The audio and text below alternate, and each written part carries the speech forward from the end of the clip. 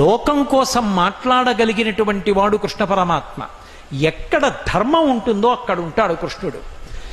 వెంటనే అర్జునుడు రథం దిగి కృష్ణ భగవానుడికి ప్రదక్షిణం చేశాడు. ప్రదక్షిణం చేసి, నేను మీతో పొద్దున్న మనవి చేసింది అదే, ప్రదక్షిణం అంత గౌరవం. ప్రదక్షిణం చేసి నమస్కారం చేశాడు.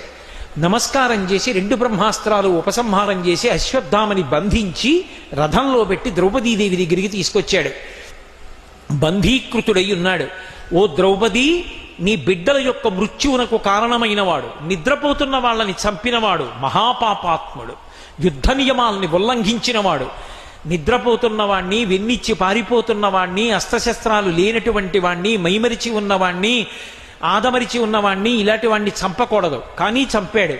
వీడి శిరస్సు ఖండిస్తానన్నాడు. ద్రౌపదీదేవి తిన్నగా వచ్చి నమస్కారం చేసింది అశ్వత్థామకి. అది ధర్మం అంటే. అందుకున్నాడు కృష్ణుడు.